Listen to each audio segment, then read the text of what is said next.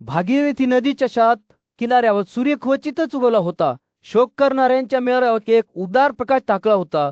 युधिष्ठिरच्या नेतृत्वाखाली पांडूचे पुत्र धृतराष्ट्राविरुद्धच्या युद्धातील त्यांच्या महान विजयानंतर शोककाळ साजरा करत तेथे एक महिना वास्तव्य करत होते. जेव्हा ते कुशल सोडण्याच्या तयारीत होते तेव्हा अनेक उदात्त ऋषी आणि वशी त्यांच्या शिष्यासह नदीच्या काठावर पोहोचले.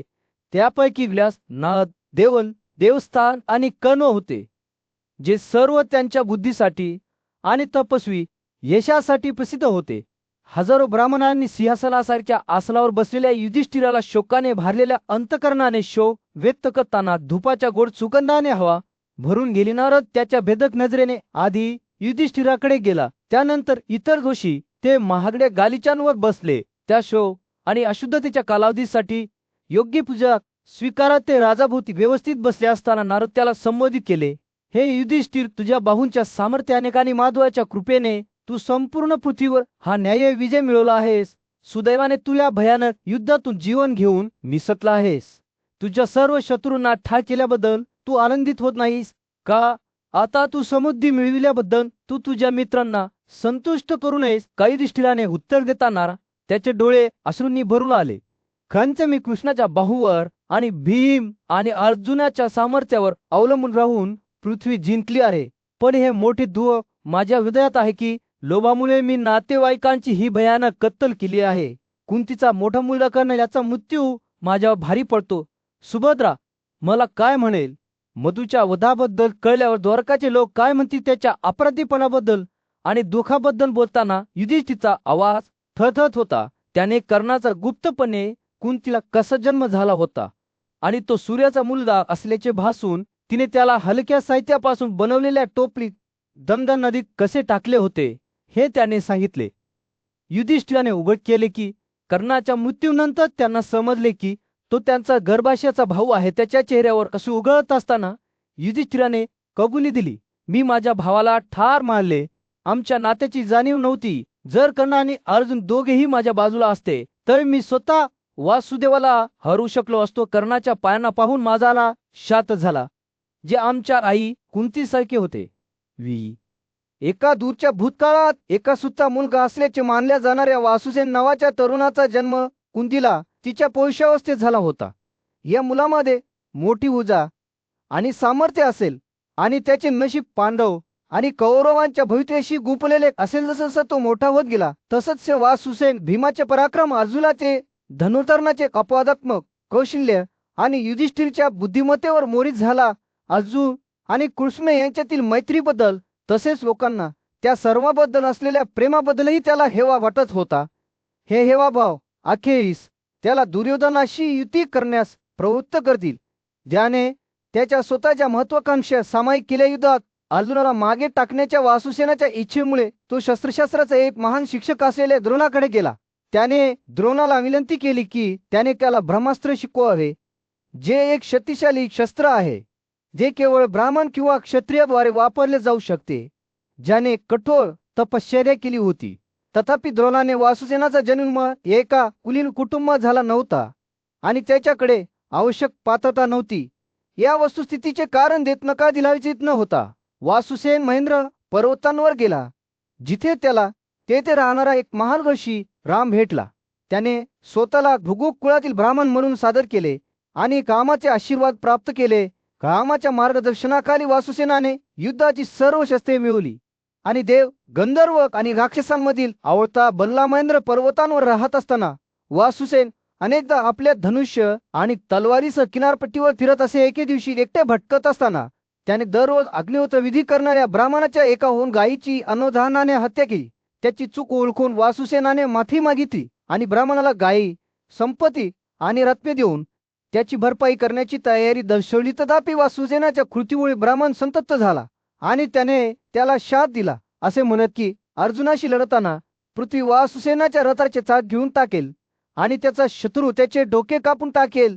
हा शाप असूनही वासुसेन ब्राह्मणाला शाप करण्याचा प्रयत्न करत राहिला, परंतु अखेरीस पराभूत आणि निराश होऊन रामाकडे परतला. जेव्हा त्याने त्याच्या कृतींबद्दल चिंतन केले तेव्हा वासुसेनाच्या लक्षात आले की त्याचे नशीब निश्चित झाले आहे आणि त्याचे नशीब ते अर्जुनाशी जोडलेले आहे, जो एक दिवस त्याचा कट्टर शत्रू बनेल. त्या तरुणाचा प्रवास नुकताच सुरू झाला होता, परंतु त्याच्या पुढेचा मार्ग आव्हाने, संघर्ष आणि शेवटी त्याच्या स्वतःच्या शत्रूशी एक दुःखद संघर्षाने भरलेला असेल. धोगूच्या मागा घेण्याच्या शांत वातावरणात जमदग्नीचा शहाणा आणि शक्तिशाली मुलगा काम आणि कुशल योद्धा कर्ण यांच्यात एक उल्लेखनीय चकमक झाली. नारदांनी कर्णच्या युद्धातील पराक्रमाबद्दल, त्याच्या आत्मशिस्तीबद्दल आणि त्याच्या गुरुप्रती असलेल्या भक्तीबद्दल खूप बोलले होते. या गुणांमुळे प्रेरित होऊन रामाने कर्णाला ब्रह्मशस्त्रांचे रहस्य सांगण्याचे ठरविले.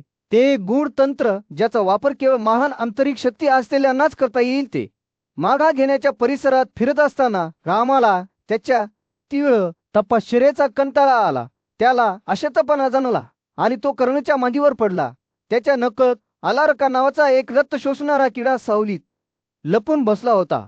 त्याचे 8 पाय आणि तीक्ष्ण दात मारायला तयार होते. त्याचे अस्तित्व त्याच्या मांडीतून छेदत असल्याचे जाणूनही कर्ण शांत राहिला. रामाच्या शांत झोपेत अडथळा आणण्यास नाखुश होता कर्णचे रक्त खात राहिला.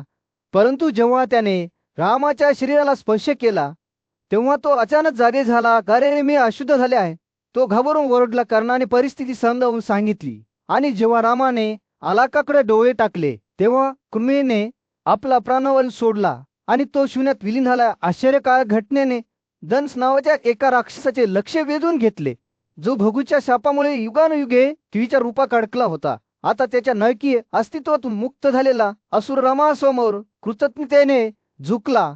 "तू मला या दयनीय अवस्थेतून वाचवलास," तो म्हणाला. त्याचा आवाज भावनेने थरथरतो होता. "मी एकेकाळी एक महान असुर होतो, ज्याने भूतकाळात भोगूच्या पत्नीचा अपमान केला होता. थोर रामा, तुझ्या पूर्वजांचा शाप तुझ्याद्वारे पूर्ण झाला आहे." जेव्हा डान्स ढगांमध्ये गायब झाला तेव्हा रामा आणि निराशेच्या मिश्रणासह कर्णाकडे वळला. "कर्ण, तू माझी फसवणूक केलीस," तो कठोरपणे म्हणाला. "तुझ्या इतका त्रास कोणीही ब्राह्मण सहन करू शकला नाही. तुझा संयम क्षत्रियासारखा आहे." कर्णाने रामाच्या क्रोधाला घाबरून आपला खरा स्वभाव कबूल केला. तो राधाचा मुलगा सुद्धा होता. भोगूच्या वंशाचा सदस्य नव्हता. रामाची अभिव्यक्ती थोडीशी गरम झाली, पण त्याचे शब्द ठाम राहिले. "तुम्ही ब्रह्माचे शस्त्र मिळवण्यासाठी खोट्या पद्धतीने काम केले आहे, त्यामुळे ते तुमच्या आत कधीही राहणार नाही," असे त्याने घोषित केले. "हे ज्ञान तुमच्या मरणाऱ्या श्वासापर्यंत तुमच्यापासून दूर राहील." या वियोगयुक्त शब्दांसह कर्ण भोगूच्या मागात घेण्यापासून निघून गेला. त्याचे हृदय लालाने भारावून गेले. दुर्योधनासमोर पोहोचल्यानंतर कर्णाने जाहीर केले की त्याने सर्व शस्त्रांवर प्रभुत्व मिळवले आहे. ब्रह्मशस्त्र आणि रामाच्या आज्ञेविषयीची सत्य त्याला माहीत नाही. हे ज्ञान त्याच्या आवाक्याबाहेर कायम राहील हे त्याला फारसे माहीत नव्हते. एक रहस्य जे फक्त ज्ञात आहे. कलिंगाच्या भूमीवरील चित्रांगाच्या राज्याची राजधानी असलेल्या गाझापुरा या चैतन्यमय शहरात एक भव्य निवळ समारंभ सुरू होता. दूरदूरच्या राजांनी आनंद आणि उत्सवाच्या आवाजांनी हवा भरून गेली होती, कारण त्या सुंदर मुलीचा हात मिळवण्यासाठी दूरदूरच्या राजांनी गर्दी केली होती. त्यांच्यापैकी धृतराष्ट्राचा मुलगा दुर्योधन त्याचा विश्वासू मित्र कर्ण सोबत होता. उत्सव सुरू होताच थोर व्यक्तींचा सागर उदयास आला. प्रत्येक जण शेवटच्या व्यक्तीपेक्षा अधिक तेजस्वी होता. शिशुपाल, जरासंध, भीष्म, बकरा, कपोतारो, नीला, रुक्मी आणि इतर अनेक जण आले होते. त्यांचे सोनेरी अंगद सूर्यप्रकाशात चमकले होते. हे पराक्रमी शासक त्यांच्या आसनांवर बसलेले असताना वातावरण अपेक्षेने विद्युत होते आणि त्या कन्येसमोर आपली पाळी येण्याची वाट पाहत होती. ती मुलगी, तिची परिचारिका आणि हिजड्यांचा पहारेकरी घेऊन रिंगणात उतरली. तिचा गोरा रंग प्रेसीच्या गर्दीत चमकला. ती त्यांच्यातून जात असताना प्रत्येक राजा स्वतःला सादर करत होता, परंतु दुर्योधनचे डोळे तिला पाहताना अविचल उत्कटतेने चमकले. जेव्हा त्याची पाळी आली तेव्हा त्याने त्या मुलीला इतर राजांकडे दुर्लक्ष करून थांबण्याची आज्ञा दिली.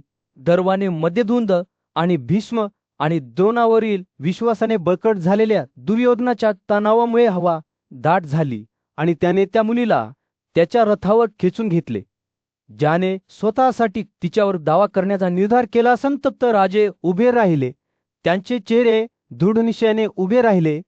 ते ओरडत होते, "तुमच्या पत्राचा झगा घाला, गाड्या तयार होऊ द्या." सर्व शस्त्रास्त्रांचा मालक कर्ण दुर्योधनाच्या रथावर स्वार होत असताना संपूर्ण शहरात लोखंडी संघर्षाचा आवाज प्रतिध्वनित झाला.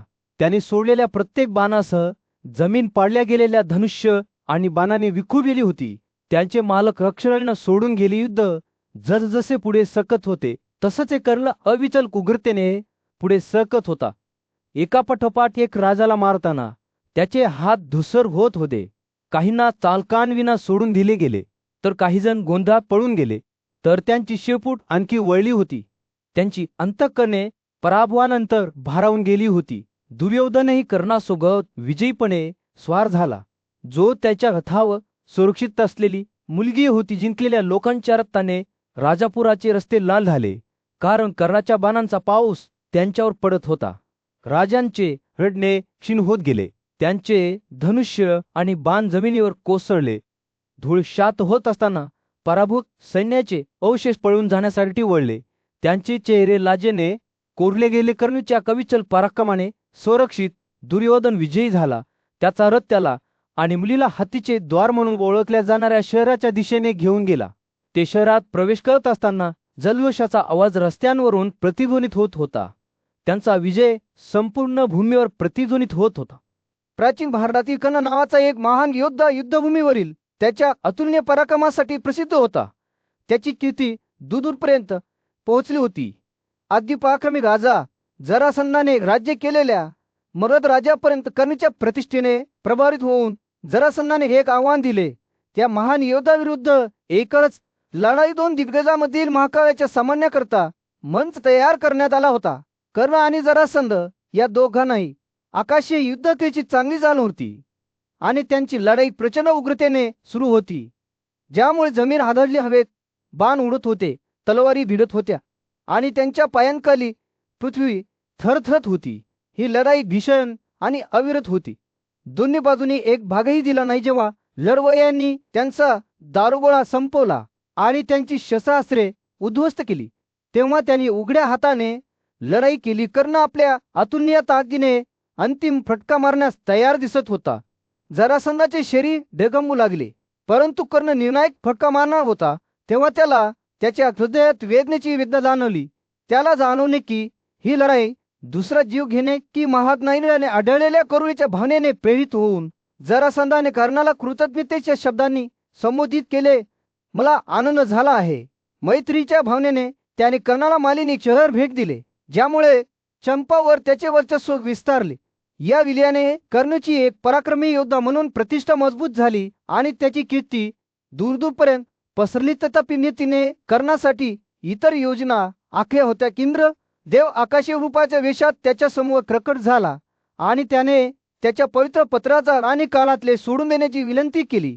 दैवी भ्रमाने मंत्रमुग्ध झालेल्या कर्णाने या मौल्यवान मालमत्तेचे समर्पण केले. त्याचे शस्त्रास्त्रे आणि त्याच्या कानाचे न मिळाल्याने कर्णावर हल्ला होण्याची शक्यता होती. याच दुर्दैवी दिवशी पांडव बंधूंपैकी एक असलेल्या अर्जुनाने वासुदेवासमोर कर्णाविरुद्ध लढा दिला. ही लढाई भीषण होती, परंतु शेवटी अजूनच विजय झाला आणि कर्णाला दुःखी अंतःकरणाने पराभूत केले. कर्णाच्या निधनाची बातमी जसजशी पसरली कसचा त्याचा भाऊ कथाकाराने त्याच्या पत्नाला कारणीभूत ठरलेल्या परिस्थितीवर चिंतन केले. त्याला एका ब्राह्मणाने त्याच्यावर टाकलेला शाप तसेच त्यांची आई कुंतीला दिलेले वरदान आठवले. इंद्राने मानलेला भ्रम आणि भीष्माने त्याला भोगलेल्या घसरणीचा देखील त्याच्या मनात मोठा भार पडला. शेवटी कर्णीच्या पडद्याला केवळ एक घटना किंवा परिस्थिती कारणीभूत नव्हती, तर त्याच्या भोवती विणलेल्या घटकांचे गुंतागुंतीचे जाळे होते. त्याच्या भावाचे शब्द हे एक मार्मिक स्मरण होते की महान योद्धा देखील नशीब आणि देवांच्या लहरींपासून मुक्त नसतात. एका उदास जमावामध्ये स्वर्गीय ऋषी नारद शांत पडले. त्यांचे शब्द हवेत कुजबुजणाऱ्या गुपितासाठी देण्यात आले. एकेकाळी आशा आणि वचनाने भरलेला शाहीबशी युधिष्ठिर आता दोघांनी झाकलेला बसला. त्याचे डोळे एखाद्या न पाहिलेल्या ओझेने भारलेले असल्यासारखे खाली पडले. त्याची आई कुंती तिच्या चेहऱ्यावर दुःख आणि चिंतेचे मिश्रण घेऊन त्याच्याकडे आली. जशी ती जवळ येऊ लागली तसंच तिचे स्वतःचे अश्रू कोरड्या पृथ्वीचे पोषण करणाऱ्या हलक्या पावसासारखे वाहू लागले. तिचा आवाज थरथर कापत होता, परंतु तिच्या शब्दांमध्ये सगोन समज होती, ज्याचा जन्म तिच्या मुलाला नशिबाच्या लाटांविरुद्ध संघर्ष करताना अनेक वर्ष पाहिल्यापासून झाला. हे पराक्रमी युधिष्ठिर, ती म्हणाली. तिचा आवाज अगदी कुलबुलून, अशा धोक्याला बळी पडणे तुम्हाला परवडत नाही. धोकाने तुम्हाला ग्रसू देऊ नये. मला काय म्हणायचे आहे ते ऐका. कुंतीचे शब्द उन्हाळ्याच्या दिवशीच्या सोमने वाऱ्यासारखे सुखदायकारी शात करणारे होते. चिनेक आणि सूर्याची देवता सूर्याने कर्णाला त्याच्या खऱ्या वंशाची आणि युधिष्ठिरासोबतच्या त्याच्या बंधुभावाची माहिती देण्यासाठी केलेल्या प्रयत्नांचे वर्णन केले. आम्ही सर्व प्रयत्न केले, ती म्हणाली. तिचा आवाज छेदाने जड झाला. आम्ही त्याच्याशी स्वप्नामध्ये बोललो. आम्ही त्याला व्यक्तिशः विनवणी केली, पण त्याने ऐकण्यास नकार दिला, कारण तो वेळेच्या प्रभावामुळे व्यथित झाला होता. आपल्या आईचे शब्द ऐकून युधिष्ठिरचे डोळे रागाने आणि नयशाने चमकले. एकेकाळी अशा आणि अभिवचनेने भरलेले त्याचे हृदय आता जर ओझे असल्यासारखे वाटले. त्याला त्याच्या उदयकाली चिरून टाकले. जर तू माझ्याशी अधिक मोकळे होतास तर, तो म्हणाला. त्याचा आवाज दुःखाने थरथरत होता. जर तू माझा सल्ला माझ्याशी सामायिक केला असता तर कदाचित मी हे मोठे दोष टाळू शकलो असतो. त्याच्या ओठांवरून शब्द उघडत असताना कुंतीचा चेहरा दोखाने तिरकत झाला. तिला माहित होते की तिच्या मुलाचे दुःख केवळ त्याच्यासाठी नाही, तर तो ज्यांच्यावर प्रेम करतो त्या सर्वांसाठी, त्याचे भाऊ, त्याचे मित्र आणि त्याच्या लोकांसाठी आहे. तिच्या आत उसळलेल्या वादाला शांत करण्यासाठी तिने त्याच्याशी तर्क करण्याचा प्रयत्न केला, परंतु युधिष्ठिरचे शब्द त्यांच्या प्रेमाच्या कापणातून कापत असलेल्या धारदार ब्लेडसारखे खोलवर कापले गेले. पाहुण्याच्या एका क्षणात युधिष्ठिराने सर्व स्त्रियांना शाप दिला, त्यांना गुप्तता आणि मौनाची निंदा केली. त्याचे शब्द एका लंगली वादळासारखे होते, ज्यामुळे त्यांच्या जगाचा पाय हादरला होता. कुंतीचे हृदय त्याच्या दुःखाच्या भाराने तुटले आणि तिला माहित होते की काहीही पुन्हा पूर्वीसारखे होणार नाही. त्याच्या सभोवती अन्याय पडताच युधिष्ठिरचे विचार त्याच्या प्रियजनांकडे वळले. त्याचे मुलगे, नातुमित्र आणि नातेवाईक त्याचे मन चिंता आणि दुःखाच्या झंझावातासारखे होते, ज्याने त्याच्या सभोवतालचे सर्व काही घेऊन पुढे केले. कुरुक्षेत्राच्या युद्धग्रस्त भूप्रदेशावर सूर्य मावळत होता आणि त्यांच्या समोर पडलेल्या विध्वंसावर सुनेरी प्रकाश टाकत होता.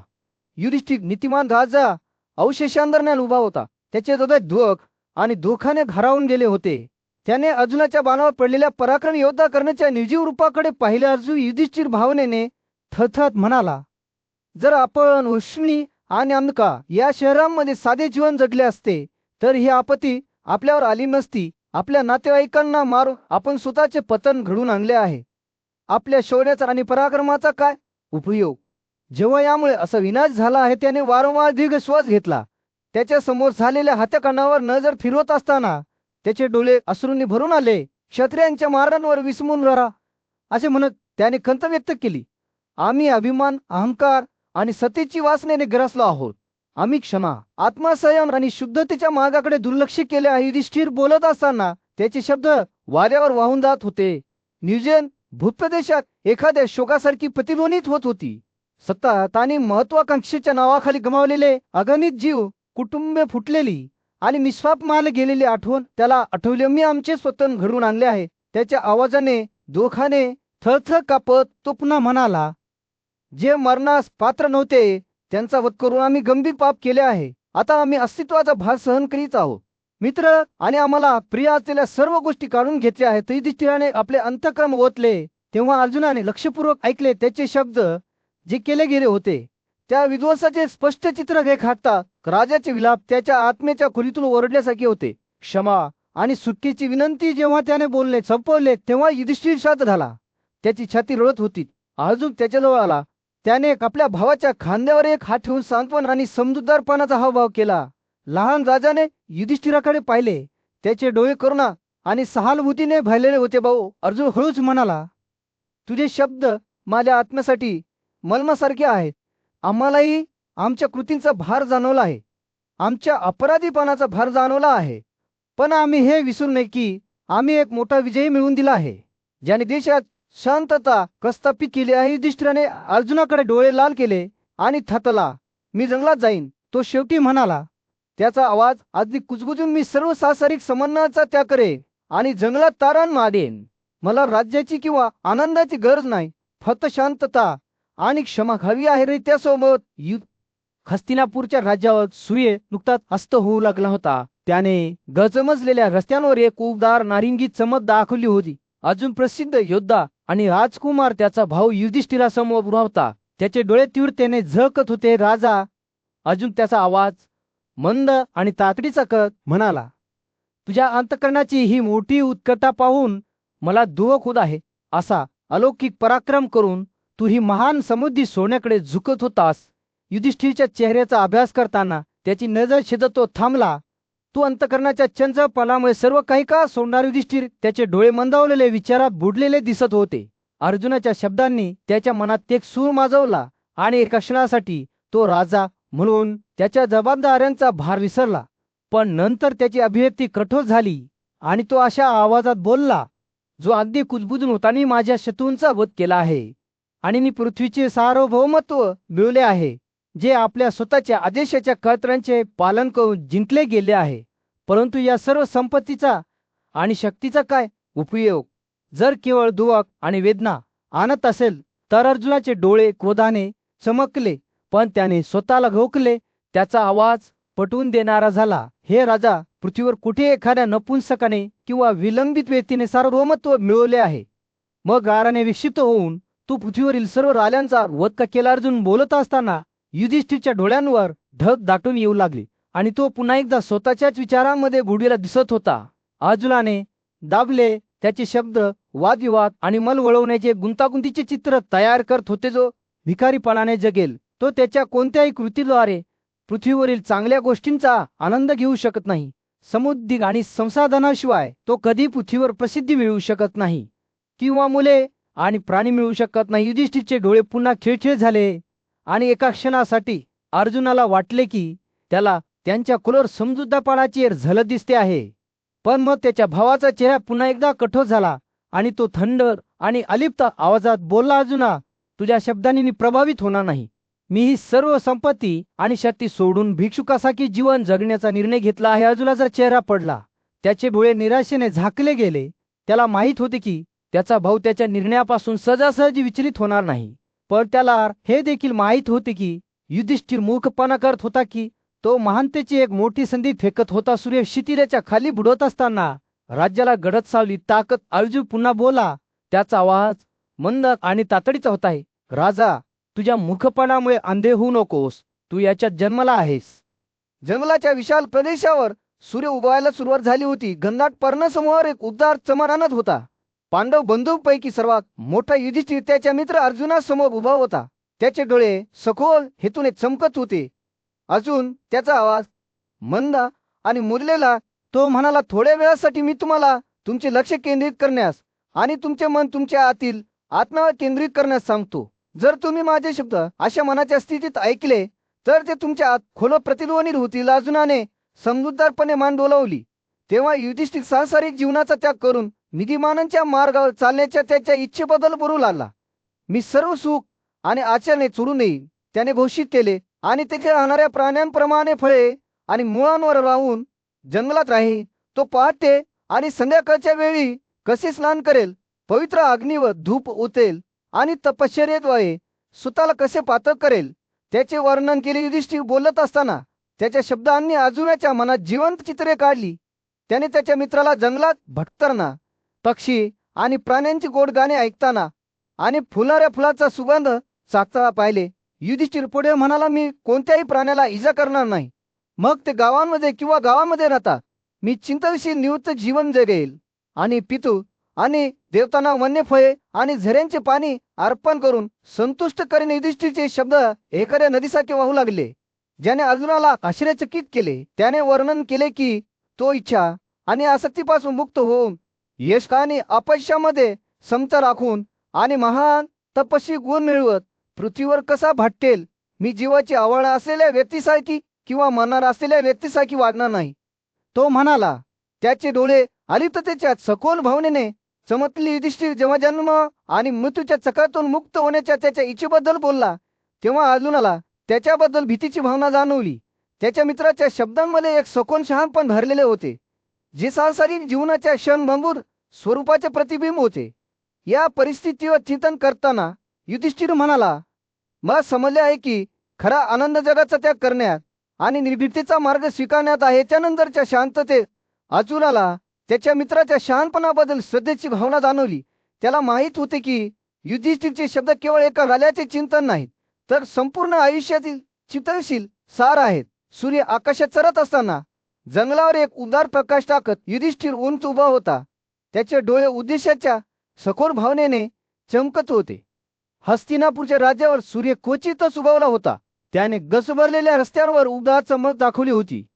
5 पांडव बंधूंपैकी एक भीमसेन त्यांच्या राजा युधिष्ठिरासमोर उभा होता. त्याचा आवाज चिंता आणि निराशेच्या मिश्रणाने भरलेला होता.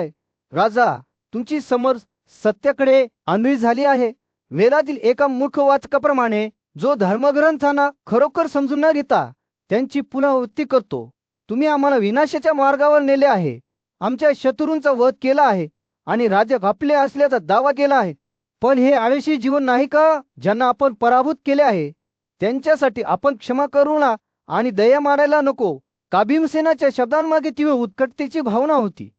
त्यांना ते दिवस आठवले जेव्हा ते भिकारी म्हणून भटकत होते. इतरांच्या परोपकाराने ते त्यांच्या नीतीच्या दिशेने जात होते. आम्ही असेच जगू शकलो असतो, तो म्हणाला. त्याचा आवाज भावनेने थरथरत होता. आम्हाला शस्त्रे उचलावी लागली नसती आणि कोणत्याही प्रायाचा वध करावा लागला नसता. पृथ्वीच्या राज्यकर्त्यांमधील भयानक लढाई कधीही झाली नसती. ते बोलत असताना भीमसेनाचे विचार त्या ज्ञानी व्यक्तींकडे वळले, ज्यांनी त्यांना क्षत्रिय म्हणून त्यांच्या कर्तव्यांविषयी सल्ला दिला होता. त्यांनी घोषित केले होते की जे योग्य शासकाच्या मार्गात उभे राहिले त्यांना ठार केले पाहिजे आणि म्हणूनच ते धृतराष्ट्रांविरुद्ध लढले होते. परंतु आता राज्य जिंकल्यानंतर भीमसेनाला अस्वस्थतेची भावना जाणून येत आम्ही निंदेचे बळी ठरलो आहोत. त्याचा आवाज खेदाने जड झाला. तो म्हणाला, मोठा भाऊ, आम्ही तुझ्या उदाहरणाचे अनुसरण करतो, कारण आम्ही क्षत्रिय म्हणून आमच्या कर्तव्याशी बांधील आहोत. आमच्याकडे प्रचंड शस्त्रे आणि मोठी शक्ती आहे, परंतु आम्ही असहाय्य असल्यासारखे तुमची आज्ञा पाळतो. आणि तरीही जेव्हा लोक आम्हाला अशा प्रकारे पाहतात तेव्हा त्यांनी विचार केला पाहिजे की आमच्या वस्तूंच्या संपादनाच्या बाबतीत आम्ही पूर्णपणे शक्तिहीन आहोत. भीमसेन थांबला. त्याचे डोळे युधिष्ठिराला समजून घेण्यासाठी त्याच्या चेहऱ्याचा शोध घेत होते. विद्वानाने म्हटले आहे की हे सर्व बलवानासाठी अन्न आहे. तो पुढे म्हणाला, आनंद घेण्यासाठी हे जग आपले आहे आणि जे मार्गात उभे राहतात त्यांना ठार मारले पाहिजे. पण क्षत्रिय म्हणून आपले स्वतःचे कर्तव्य काय? आपण शहाणपणाने आणि न्यायाने पृथ्वीवर राज्य करण्याचा प्रयत्न करू नये. काजचा सूर्य आकाशात वर चढत होता तसंच ते भीमसेनाचे शब्द आव्हानासारखे हवेत लटकत होते. युधिष्ठिर लक्षपूर्वक ऐकत होता. त्याचा चेहरा शांत चिंतनाचा मुखवटा होता. त्यांच्या कृतींचा भार त्याच्यावर होता आणि त्याला माहित होते की शासन करण्याचा किंवा त्याग करण्याचा निर्णय त्यांच्या राज्याचे भविष्य कायमचे घडवेल. त्यानंतरच्या शांततेत भीमसेनाच्या शब्दांनी स्वतःचा जीव घेतला असे वाटत होते. हस्तिनापाच्या रस्त्यांवरून ते प्रतिध्वनित होत होते. एका शांत जंगलात तरुण आणि अननुभवी ब्राह्मण तरुणांचा एक दट त्यागाचे जीवन जगण्यासाठी आपली घरे सोडून गेला होता. ते ब्रह्मचारी म्हणून जगण्याच्या कल्पनेवर मोहित झाले होते. सांसारिक आसक्तीशिवाय आध्यात्मिक कार्य स्वतःला समर्पित केले होते. देवांचा पराक्रमी राजा इंद्राने त्यांच्यावर दया केली आणि एका तेजस्वी सोनेरी पक्षाचे रूप धारण केले. साकरा या पक्षाने जंगलात प्रतिध्वनित होणाऱ्या आवाजात तरुणांना संबोधित केले आणि म्हटले, जे बलिदानाच्या अवशेषांवर उदरनिर्वाह करतात ते माणसांपैकी सर्वात सद्गुणी आहेत. त्यांचे जीवन स्तुतीस पात्र आहे, कारण त्यांनी सर्वोच्च ध्येय गाठले आहे.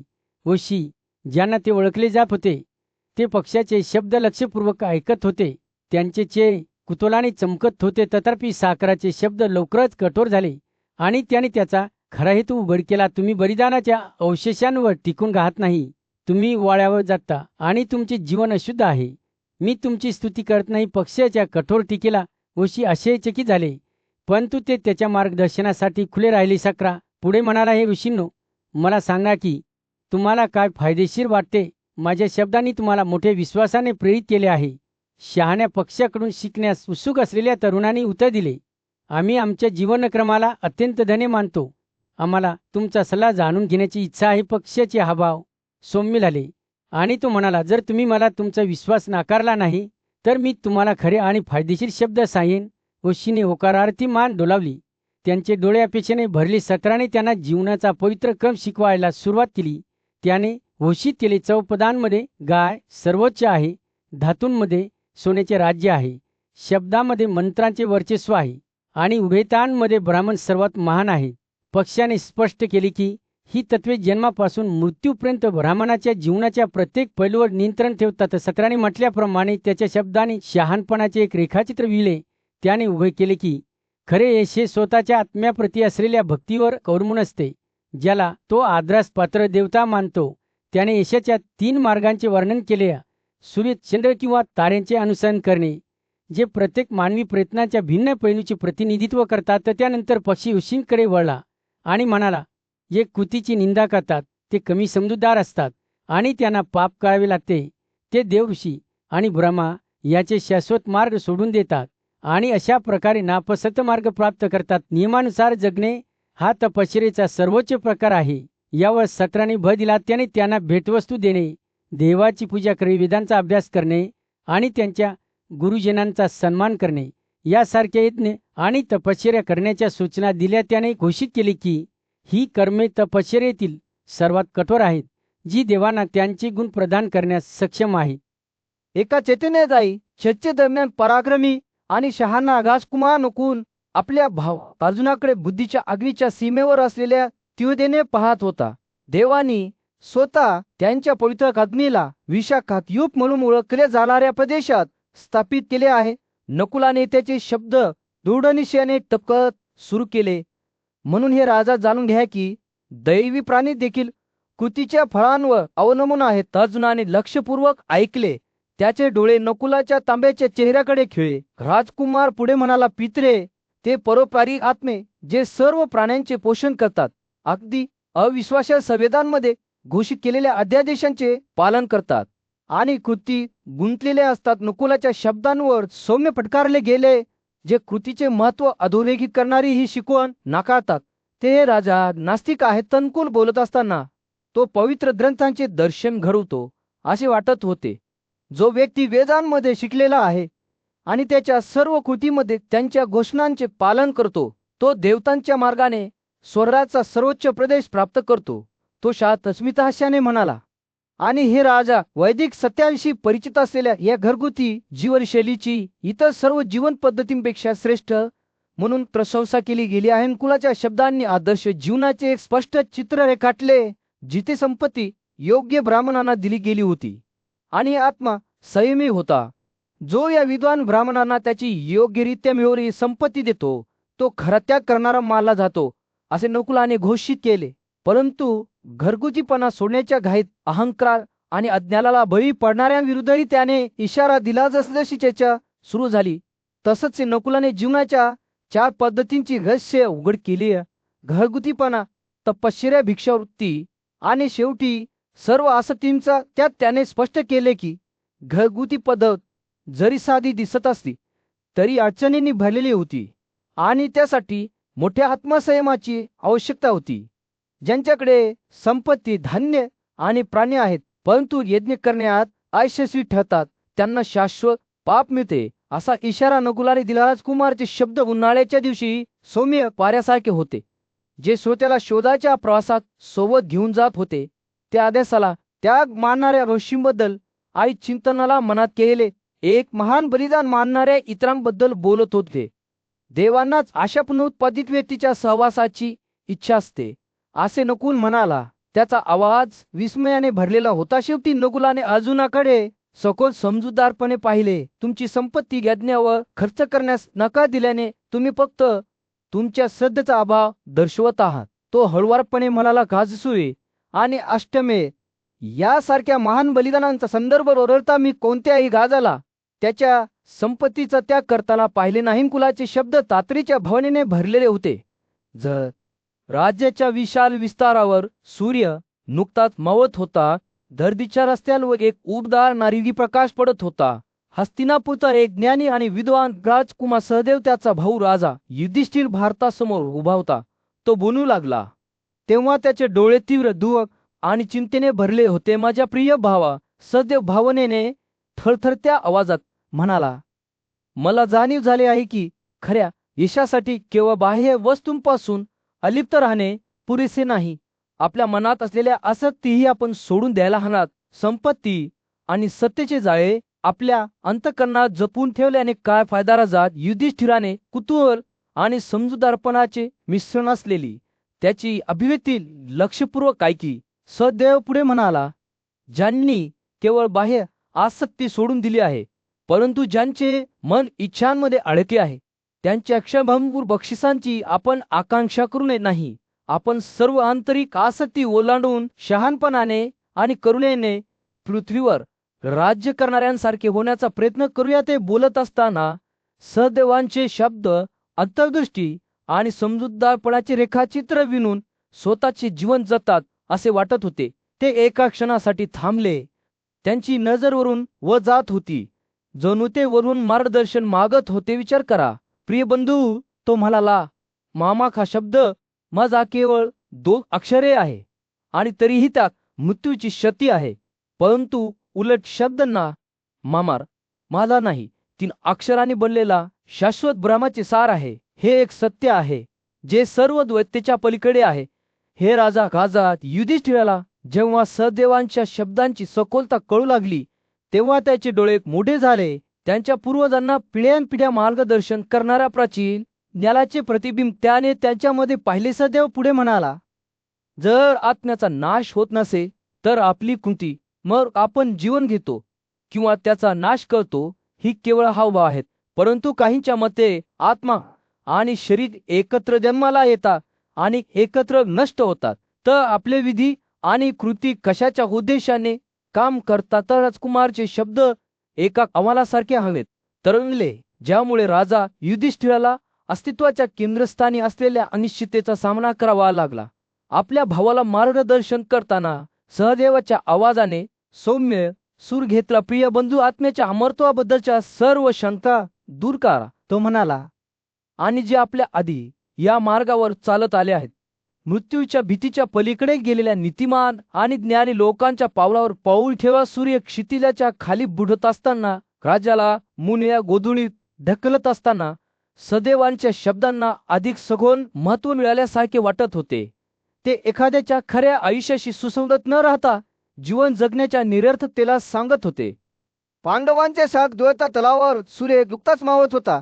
पांडवांवर एक उदार नारिंगी प्रकाश पडत होता. जेव्हा ते चिंतनशील शांततेत बसले होते, कुंतीचा मुलगा आणि नीतिमान शासक राजा युधिष्ठिर आपल्या भावामध्ये बसला होता. त्यांचे चेहरे चिंतेने कोरलेले होते. द्रौपदी या सुंदर राणीने आपल्या पतीकडे विनोनीच्या डोळ्यांनी पाहिले. ती बोलत असताना तिचा आवाज थरथरत होत आहे. पार्थ, तू तुझ्या भावांना खुश का करत नाहीस? ते पराक्रमी हत्तीसारखे दिसतात, तरीही त्यांच्या बोलल्याने तू विचलित होत नाहीस. तिच्या कपाळावर चिंता होती. ती म्हणाली, एकदा तू त्यांना दुर्योधनाच्या पराभवानंतर आरामला येईल आणि समृद्धीचे जीवन देण्याचे वचन दिले होते, पण आता असे वाटते की तू ते स्वप्न सोडून दिले. द्रौपदीची नजर तिच्या पतीच्या भावांकडे गेली, जे सिंह आणि वाघासारखे बसले होते. त्यांचे डोळे दृढनिश्चयाने जळत होते. जंगलातील वनवासादरम्यान त्यांना किती त्रास सहन करावा लागला हे तिला माहीत होते आणि त्यांच्यासाठी तिला दुःखाची भावना होती. राजा, मी तुम्हाला विनवणी करतो, द्रौपदी पुढे म्हणाली, आम्ही दोघे तलावाजवळ राहत असताना तुम्ही आम्हाला दिलेले शब्द आठवा. तुम्ही आम्हाला वचन दिले होते की दुर्योधनाला हवल्यानंतर आम्ही पृथ्वीच्या संपत्तीचा आनंद घेऊ आणि मोठे बलिदान देऊ. आता तुम्ही इतके निराश का दिसत आहात? द्रौपदीच्या शब्दांमध्ये तिच्या पतीच्या स्वभावाची सखोल समज होती. तिला माहित होते की तो राजा म्हणून त्याच्या कर्तव्याला किती महत्त्व देतो आणि तो आपल्या लोकांचे रक्षण करण्यासाठी किती उत्सुक आहे. परंतु त्यांच्या निर्वासनाने त्याच्यावर किती परिणाम केला आहे हे देखील तिने पाहिले आणि तिला त्याच्या विवेक बुद्धीची भीती होती. ती बोलत असताना द्रौपदीचे विचार तिच्या सासू राणी कुंतीच्या शब्दांकडे वळले, जिने तिला युधिष्ठिरच्या वाढत्या वेडेपणाबद्दल इशारा दिला होता.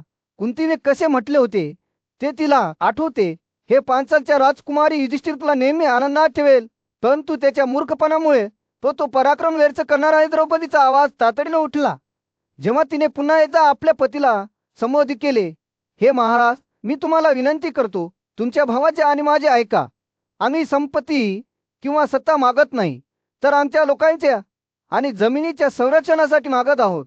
तुम्ही अनेक प्रदे जिंकले आहेत आणि ब्राह्मणांची आराधना मिळवली आहे. आता तुम्ही राजा म्हणून तुमची कर्तव्ये कशी सोडून देऊ शकता? जेव्हा तिने बोलणे संपवले तेव्हा द्रौपदीचे डोळे तिच्या पतीच्या डोळ्यांना भेटले आणि तिला तिथे ओळखीची एक चमक दिसली. एका क्षणासाठी असे वाटले की युधिष्ठिर प्रतिसाद देईल, परंतु नंतर त्याची नजर खाली पडली आणि तो शांत झाला. सूर्य क्षितिजाच्या खाली बुडाला आणि तलावाला सावलीत टाकले. पांडव शांत बसले, त्यांचे चेहरे त्यांच्या अस्वस्थ राजाच्या चिंतेने कोरलेले होते. एका चैतन्यदायी चर्चेदरम्यान अर्जुन पुन्हा एकदा त्याचा मोठा भाऊ युधिष्ठिर याच्याबद्दल मोठ्या आदराने बोलला, ज्याच्या शहाणपणाच्या शब्दांनी संभाषणाला चालना मिळाली होती. अर्जुन म्हणाला, शासक शिक्षेची काठी चालवतो, त्यांच्या देखरेखीखाली असलेल्या सर्व प्रजेचे मार्गदर्शन आणि संरक्षण करतो. ही काठी नेहमी सतर्क असते. जरी इतर झोपतात तरीही शहाण्याने ठरवले आहे की शिक्षेची काठी इतर कोणीही नसून केवळ धार्मिकता आहे. तो पुढे म्हणाला, ही पवित्र काठी केवळ धार्मिकतेचेच नव्हे तर फायद्याचे रक्षण करते. ती जीवनाच्या 3 मूलभूत पैलूंचे समर्थन करणारा एक स्तंभ म्हणून उभी आहे. निर्वाह, संपत्ती आणि सामाजिक सुव्यवस्था, धान्य आणि संपत्ती दोन्ही काठीच्या अधिकाराने संरक्षित आहेत. अर्जुन श्रद्धेच्या वातावरणासह युधिष्ठिराकडे वळला. हे राजरा, महान ज्ञान असलेल्या या शक्तिशाली काठीला पकडणारा आणि तो जगावर कसे राज्य करतो ते पाहत्यांनी पुढे स्पष्ट केले की विविध वर्गातील लोक वेगवेगळ्या कारणांमुळे पाप कृत्ये करणे टाळतात. काहींना शासकाच्या हातून शिक्षा होण्याची भीती वाटते, इतरांना यमाच्या रागाची भीती वाटते, तर इतरांना मरणोत्तर जीवनातील भविष्यातील गणनेच्या आशेने रोखले जाते. तरीही आणखी एक गट सामाजिक नियम आणि अपेक्षांमुळे नियंत्रित आहे. शिस्त राखल्यात शिक्षा बजावत असलेल्या महत्त्वपूर्ण भूमिकेवर जोर देण्यासाठी अजून थांबला. अशा व्यक्तींचा एक वर्ग अस्तित्वात आहे ज्यांना केवळ काठीच्या अधिकाराने नियंत्रणात ठेवले जाते, अन्यथा ते एकमेकांना गिळंकृत करतील. जर या पवित्र वाद्याने आपली सतर्क उपस्थिती कायम ठेवली नाही तर सर्वजण कांधार आणि गुणाला बळी प्रतित्यानंतर त्याने विश्वाच्या स्वरूपाचा अभ्यास केला आणि असे निरीक्षण केले की प्राणी इतर प्राण्यांवर जगतात. मजबूत प्राणी कमकुवत प्राण्यांची शिकार करतात. ज्याप्रमाणे एक मुंगूस उंदरांना खाऊन टाकतो, त्याचप्रमाणे एक मांजर मुंगूसला खाऊन टाकते. आणि अशा प्रकारे तो म्हणाला, सर्व गोष्टी अखेरीस त्यांचा वेळ आल्यावर विध्वंसकाद्वारे नष्ट केल्या जातात. तर अर्जुनाचे शब्द मानवी अस्तित्वाच्या विषयाकडे वळले. ज्ञानी माणसाला समजते की हे जग हे उपभोगण्याचे एक अंतहीन चक्र आहे. तो पाहतो की सर्वात कठोर तपस्वी देखील जीवनाचे काही रूप घेतल्याशिवाय स्वतःला टिकवून ठेवू शकत नाहीत. त्याने नमूद केले की अनेक प्राणी इतके सूक्ष्म आहेत की ते क्वचितच लक्षात येऊ शकतात आणि त्यांचे अस्तित्व काळाच्या क्षणभंगूर स्वरूपावर अवलंबून आहे. अर्जुन बोलत असताना त्याच्या शब्दांनी मानवी समाजाबद्दलच्या निरीक्षणांची एक समुद्र रेखाचित्र जोडली. त्याने निदर्शनास आणून दिले की जे केवळ शिक्षेला घाबरतात ते नीतिमत्तेच्या मार्गावर चालतात. कोणतीही भीती नसलेली व्यक्ती, तो म्हणाला, कधीही त्याग करत नाही, कधीही दानधर्माला देत नाही आणि कधीही कोणत्याही प्रतिबद्धतेचे किंवा तडजोडीचे पालन करत नाही. संभाषण महानता प्राप्त करण्यासाठी हिंसाचाराच्या भूमिकेकडे वळले. वधानीना कोणत्याही माणसाने प्रसिद्धी, संपत्ती किंवा प्रजा प्राप्त केली नाही. अर्जुनाने पौराणिक कथांमधील उदाहरणे दिली ज्यात नमूद केले की इंद्र देखील वृत्रावरील विजयाद्वारे महान झाला. त्याने असे निरीक्षण नोंदवले की अनेक देव हिंसा आणि वध यांच्याशी संबंधित आहेत. जसजशी चर्चा चमत्कर्षावर पोहोचली, जेव्हा वैशंपायन बोलत होता तेव्हा भीमाचे शब्द सरेमध्ये प्रतिध्वनित होत होते. त्याचा आवाज भावनेने खतखत होता. तू माझा भाऊ अर्जुन, तो म्हणाला. त्याचे डोळे अर्जुनावर खिळले होते. तू जे सर्व बाबींमध्ये शहाणा आणि ज्ञानी आहेस, तू जो नेहमीच आमचा मार्गदर्शक आणि मार्गदर्शक राहिला आहेस, आम्ही तुझ्या वर्तनाचे अनुकरण कसे करू शकत नाही? पण अरे, आम्ही करू शकत नाही. भीमाचे शब्द नदीसारखे ओघळले. प्रत्येक वाक्य शेवटच्या वाक्यावर आधारित होते. तुम्ही मनुष्यांचे शासक आहात, द्यालाच्या सर्व शाखांशी परिचित आहात. तुम्हाला जगाचे नीतिमान आणि अनितिमान मार्ग माहीत आहेत आणि तुम्हाला काहीही अज्ञात नाही. तरीही या क्षणी तुमची समज दुःखाने झाकलेली दिसते. भीमाची नजर सभेकडे सरकत होती. त्याचे डोळे तीव्रतेने जळत होते. अर्जुना, आम्ही तुला वेदना सहन करताना पाहिले आहे.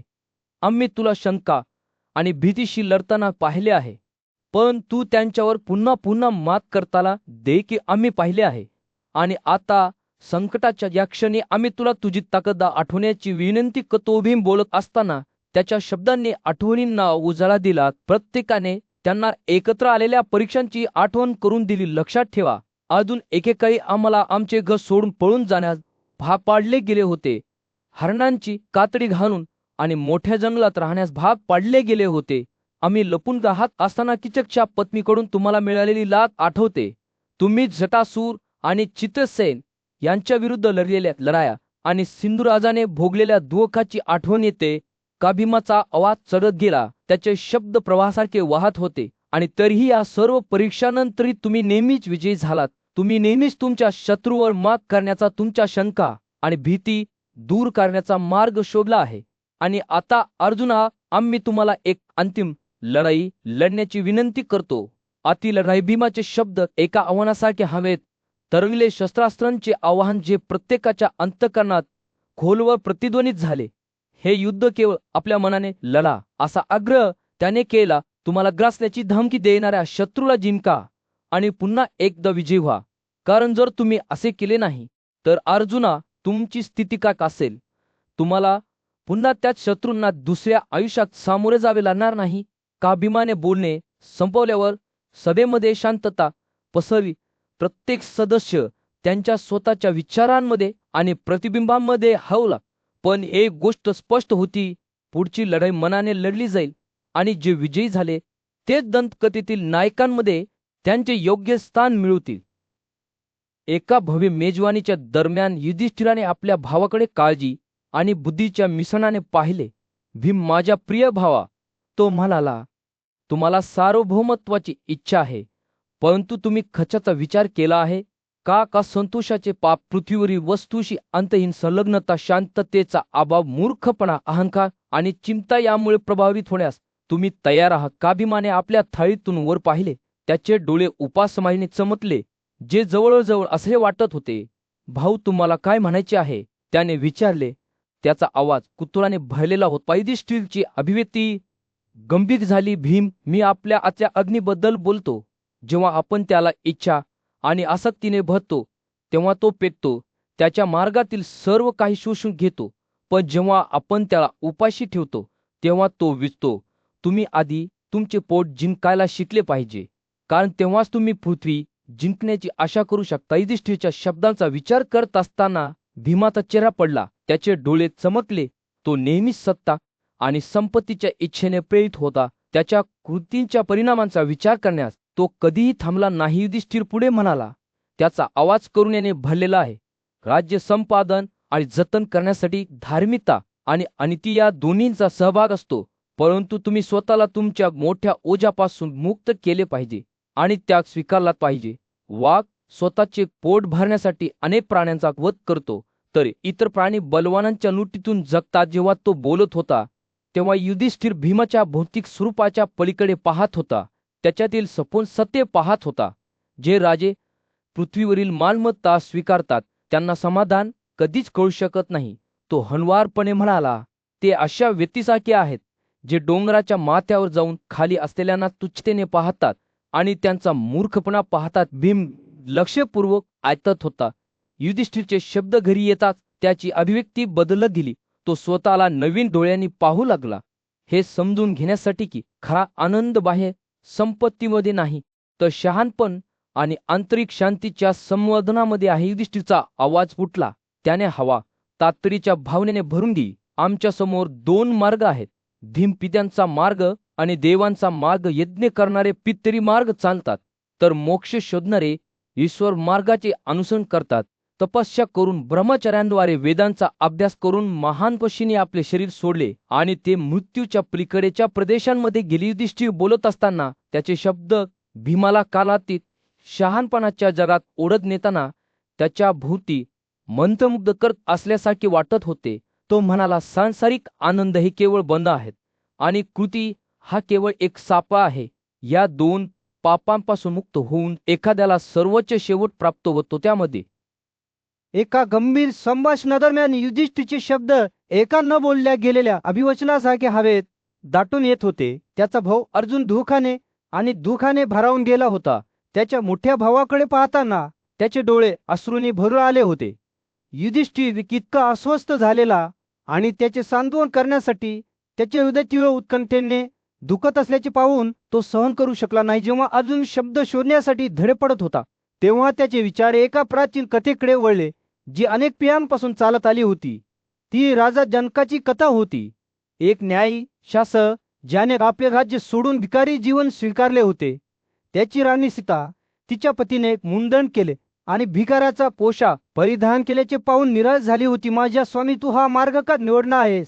भावनेने थरथरणाऱ्या तिच्या आवाजाने तिने त्याला विचारले, मुठभर जो आम्हाला टिकून ठेवू शकत नाही किंवा ते आमच्या राज्याचा सन्मान करू शकत नाही. तुझ्या कृती तुझ्या शब्दांच्या विरुद्ध आहेत. भटक्या दारिद्र्याच्या आयुष्यासाठी तू एक समुद्र क्षेत्र मागे सोडतोस. सीतेचे शब्द जंकाच्या मनात कोरवर शिरले आणि त्याच्या लक्षात आले की त्याचा निर्णय त्याने विचार केला होता तितका उदात्त नव्हता.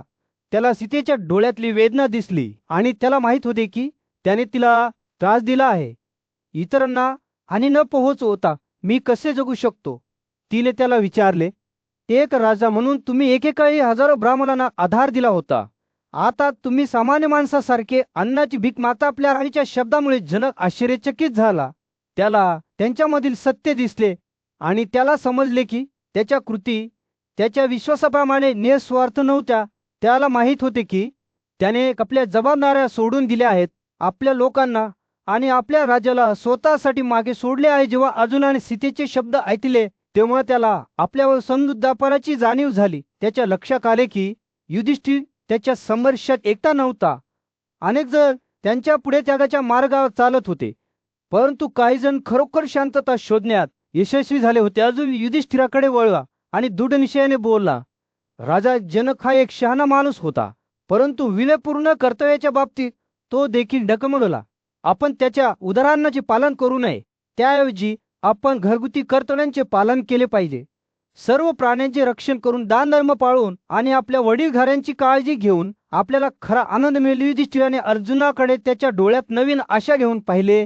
त्याला माहित होते की त्याला एक भाऊ सापडला आहे जो त्याला समजून घेतो आणि त्यांनी एकत्रितपणे जीवनातील गुंतागुंतींचा सामना करताना एकमेकांना आधार देत धार्मिक मार्गाचे अनुसरण करण्याची शपथ घेतली. क्षितिजाच्या खाली सूर्य बुडल्यावर भूप्रदेशावर एक उबदार प्रकाश टाकत युधिष्ठिर आणि अजून चिंतनशील शांततेत बसले. त्यांना माहित होते की त्यांचा प्रवास लांब आणि कठीण असेल, परंतु एकमेकांच्या पाठिंब्याने सूर्यशाख भूप्रदेशावर मावळत होता.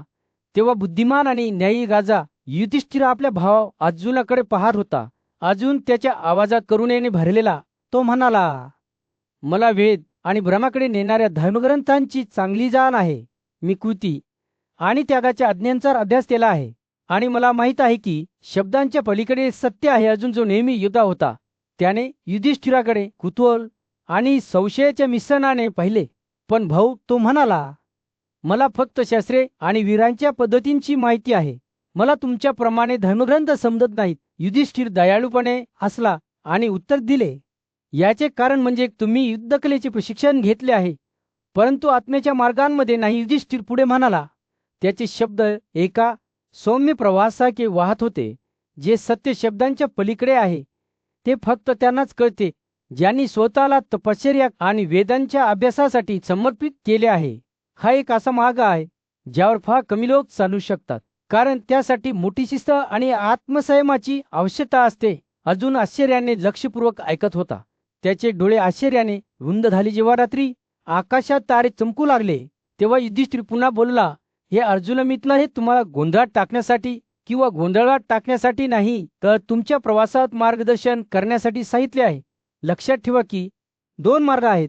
एक कृतीचा आणि त्या पहिला त्यांच्या इच्छा आणि कृतींनी बांधलेल्या लोकांसाठी आहे, तर दुसरा मुक्ती शोधणाऱ्यांसाठी आहे. आपल्या भावाचे शब्द ऐकताना अर्जुनाचा चेहरा एकाग्रतेचे चित्र होता. पण संपत्तीचे काय, त्याने शेवटी विचारले. युधिष्ठिरची अभिव्यक्ती कठोर झाली. अर्जुना, संपत्ती हा केवळ एक भ्रम आहे. यामुळे केवळ दुःख आणि बंधन येते. जे खरोखर शहाणे आहेत ते संपत्ती शोधत नाही, तर जन्म आणि मृत्यूच्या चक्रातून मुक्ती शोधतात. जरी रात्र पुढे सरकत गेली तसंच युधिष्ठिर प्राचीन काळातील महान ऋषींबद्दल बोलत होते, ज्यांनी शास्त्रांचा अभ्यास आणि तपश्चर्येच्या सरावासाठी स्वतःला समर्पित केले होते. ते महान बुद्धिमान पुरुष होते. तो म्हणाला. त्याचा आवाज सद्येने भरलेला होता. त्यांची अंतःकरणे शुद्ध होती, त्यांची मने स्वच्छ होती आणि त्यांचा आत्मा आसक्तीपासून मुक्त होता. तरे आकाशात त्यांच्या शिखरावर पोहोचताच युधिष्ठिरचे शब्द संपुष्टात आले. अर्जुन एका क्षणासाठी शांत बसला. त्याने जे ऐकले होते त्याच्या भाराने त्याचे मन थरथरत होते. मग एका नवीन उद्देशाने तो उभा राहिला आणि आपल्या भावाला नमन केले. युधिष्ठिर, मी तुझ्या शिकवणींचे अनुसरण करेन. भक्तीने घरलेला त्याचा आवाज म्हणाला. वय संपायने युधिष्ठिरच्या शब्दांचे वर्णन संपल्यावर शहाणा तपस्वी देवस्थान उभा राहिला. त्याचे डोळे जगाच्या सखोल समजुतीने चमकले. तो सौम्य आणि मन वळविणाऱ्या अशा आवाजात बोलू लागला, ज्याने राजा अजातशत्रूचे लक्ष वेधून घेतले. राजा, देवस्थान म्हणाला, पलगुणाने खरे सांगितले आहे जेव्हा तो म्हणा की संपत्तीपेक्षा मोठे काही नाही. पण मी तुम्हाला या विषयाबद्दल अधिक सांगतो आणि माझे शब्द लक्षपूर्वक ऐकतो. राजा पुढे झुकला. त्याचे डोळे देवस्थानाच्या चेहऱ्यावर स्थिर झाले आणि तो बोलत राहिला आहे, अजातशत्रू, तू तुझ्या सद्गुणांमुळे पृथ्वी जिंकली आहेस. आता ह्या विजयाचा जास्तीत जास्त फायदा उचलणे हे तुझ्यावर अवलंबून आहे. वेदांमध्ये वर्णन केलेल्या जीवनाच्या 4 पद्धती आहेत आणि मी तुम्हाला त्यांची एक एक करून पालन करण्याची विनंती करतो. सध्या तुम्ही मागण्या भेटवस्तूंसह मोठे त्याग करावे. काही ऋषी वेदांच्या अभ्यासासाठी स्वतःला समर्पित करतात, तर इतर ज्ञान प्राप्त करण्यावर लक्ष केंद्रित करतात. परंतु हे तपस्वी देखील कृतीच्या आव्हानापासून मुक्त नाही. देवस्थान एका क्षणासाठी थांबला. त्याचे डोळे सभेकडे टकलावून आपला संदेश पोहोचवण्याचा मार्ग शोधत होते. मी ऐकले आहे की वैखासांसारखे काही लोक असा विश्वास ठेवतात की जो संपत्ती शोधत नाही तो मिळवणाऱ्यापेक्षा श्रेष्ठ आहे. परंतु मला वाटते की ही कल्पना अनेक चुकांना कारणीभूत ठरेल. लोक संपत्ती आणि बलिदानासाठी भेटवस्तू गोळा करतात कारण ती वेदांमध्ये नमूद केलेली आहे. जर तुम्ही तुमची संपत्ती खरोखरच पात्र असलेल्यांना जात आहे की नाही हे समजून न देता दिली तर तुम्ही गंभीर पाप करत असाल. देवस्थानाच्या शब्दांवरून राजाचा चेहरा चिंतेचा झोता दिसत होता. पण तपस्वी दृढनिश्चयाने बोलत राहिला, दान धर्म करणे ही सोपी गोष्ट नाही, कारण एखाद्याने प्रथम पात्र आणि अपात्र यांच्यात फरक केला पाहिजे. परंतु जेव्हा आपण आपली संपत्ती वेदांच्या नियमानुसार देतो तेव्हा आपण मनुष्य म्हणून आपले कर्तव्य पार पाडत असतो. आणि जेव्हा आपण हे करतो तेव्हा आपण स्वतःसाठी आणि इतरांसाठी आनंद आणतो. देवांचा राजा इंद्र याची कथा सांगताना देवस्थानाचे डोळे चमकले, ज्याने महागड्या भेटवस्तूसह यज्ञ करून इतर सर्व देवतांना मागे टाकले होते. अमर्याद शक्ती असलेल्या इंद्राने त्याच्या बलिदानाच्या भक्तीद्वारे महान देवांनाही मागे टाकले आणि जेव्हा त्याने हे केले तेव्हा तो त्यांच्यामध्ये प्रमुख झाला आणि स्वर्गात चमकला. तो स्वीच्या शब्दांनी दुसऱ्या एका महान राजाच्या प्रतिमांची कल्पना केली, मारुता, ज्याने आपल्या संपत्तीच्या सामर्थ्याने सक्राला पराभूत केले होते. अविकसितचा मुलगा गाजा मारुता याने आपल्या संपत्तीचा वापर भव्य यज्ञ करण्यासाठी केला, ज्यात स्वतः देवी श्री उपस्थित होती. आणि जेव्हा हरिश्चंद्र या नश्वर माणसाने यज्ञ केले आणि उदारपणे दान केले तेव्हा त्याला मोठे गुण आणि आनंद मिळाला. देवस्थानाने बोलणे संपवल्यावर सभा भरली. एका दूरच्या युगात देवस्थानाने आपल्या स्वतःना एक प्राचीन कथा सांगितली जी जीवनाकडे पाहण्याचा त्यांचा दृष्टिकोन कायमचा बदलून टाकेल. ही कथा महान ऋषी बृहस्पती यांच्याकडून आली होती, ज्यांनी एकदा स्वतः इंद्राशी संवाद साधला होता. जसे बृहस्पतीने बोलल्यास सुरुवात केली तसंच त्याचे शब्द त्याच्या भोवती जमलेल्या लोकांच्या कानात मरमय अमृतासारखे गळून पडले. समाधान, तो म्हणाला, सर्वोच्च स्वर्ग सर्वात मोठा आनंद आहे. समाधानापेक्षा मोठे काही नाही. तो एका क्षणासाठी थांबला. त्याच्या श्रोत्यांना त्याच्या शब्दांचा भार आत्मसात करू दिला. जसा तो पुढे सरकत होता तसंच बृहस्पतीचे डोळे इंद्राच्या आत्म्याकडेच टक लावून पाहत होते. जेव्हा एखादी व्यक्ती त्यांच्या सर्व इच्छा पूर्ण करते, जसे की कासव आपले हातपाय माने घेत आहे, तेव्हा त्याने स्पष्ट केले त्यांच्या आत्म्याचे नैसर्गिक ते चमकू लागते. करुणा आणि आत्मसंयमाच्या महत्वाबद्दल बोलताना त्याचा आवाज सौम्य झालाय. कुंतीच्या पुत्रा, बृहस्पतीने इंद्राला थेट संबोधित केले. कोणीही ज्या मार्गाने जायचे ठरवले ते त्याचे योग्य फळ मिळवतील. काही जण शांततेची स्तुती करतात तर काही जण समाच्या गुणांची स्तुती करतात. काहींना चिंतनाने सांत्वन मिळते तर काही जण शांतता आणि प्रयत्न या दोन महत्व देतात. ते बोलत असताना बृहस्पतीचे शब्द जीवनाबद्दलच्या विविध दृष्टिकोनांचे चित्र रेखाटतात असे वाटत होते. ज्यांनी त्यातात आणि भेटवस्तूंचे कौतुक केले तसेच जे शांतपणे ध्यानाने किंवा सार्वभौमत्वाने जगले त्यांचा त्यांनी उल्लेख केला. प्रत्येक मार्गाचे स्वतःचे गुण होते यावर त्यांनी भर दिला. ऋषींच्या आवाजाने त्यांचे प्रवचन संपवताना गुरुत्वाकर्षणाची नोंद घेतली.